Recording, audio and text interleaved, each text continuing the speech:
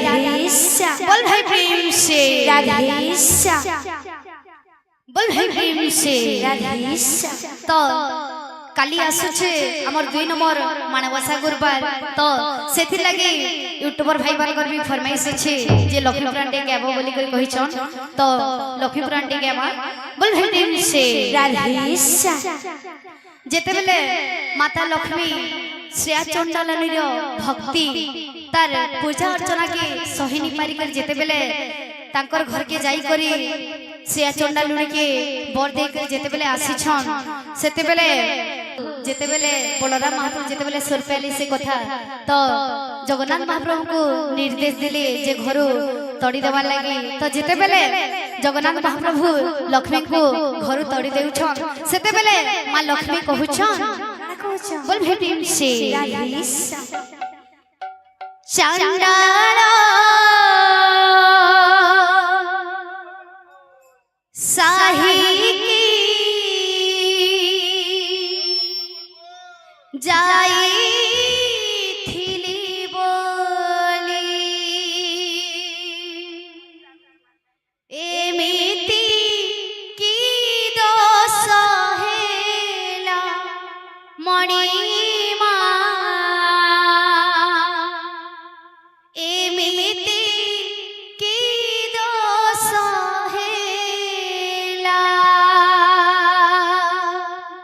चंडाला साही की जाई थिली बोली एमिति की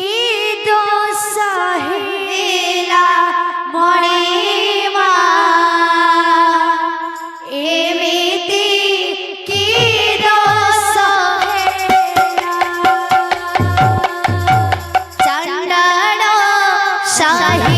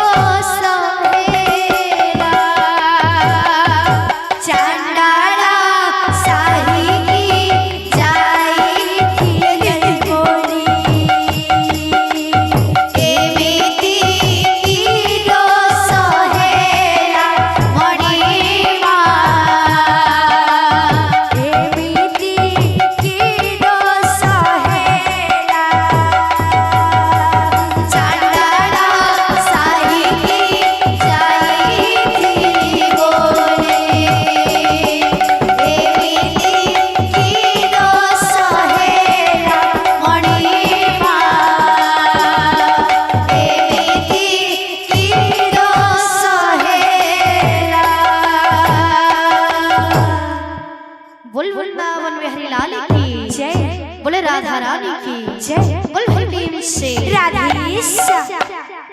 पर्वतर लमा पर्वतर राधे हमर भाई माने बंसी वाली फरमाइश करछन जेहेतु हमें लक्ष्मीपुरा रो गीत गाइछो ता डोहाटे दे देऊ तापरे बंसी वाली गे मन बोल भाई प्रेम से राधेश्या पर्वतर लमा पर्वतर আজি পরা গুরুবার पर्वतर पर्वतर लमा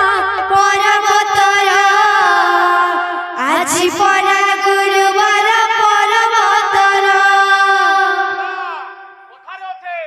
ফির প্যান পথর কাটে বেলা আর হরবর হলে আঠুকর বাড়ি সুস্তা কো মাখাই চিন্তা করছো লস্কর গামা খালি অর্জিত আর হরবর হলে হবা কে पर्वतर लमा पर्वतर আজি পরা গুরুবার पर्वतर पर्वतर लमा पर्वतर আজি পরা গুরুবার पर्वतर पर्वतर लमा पर्वतर আজি পরা গুরুবার पर्वतर पर्वतर लमा पर्वतर আজি পরা গুরুবার पर्वतर उठ उठ लो मौनावती उठ उठ लो मौनावती उठ उठ लो पहिला राती उठ उठ लो पहिला राती उठ उठ लो मौनावती उठ उठ लो मौनावती उठ उठ लो पहिला राती उठ उठ लो पहिला राती दर्शन दियो मा दर्शन दियो मा दर्शन दियो मा अरे दर्शन दियो मा अरे दुआर आज परा गुरुबर पर्वतर पर्वतर लमा पर्वतर আজি পরা গুরুবার पर्वतर पर्वतर लमा पर्वतर আজি परा गुरुबर पर्वतर पर्वतर लमा पर्वतर पर्वतर लमा पर्वतर बोल भाई प्रेम से राधेश्या बोल भाई प्रेम से राधेश्या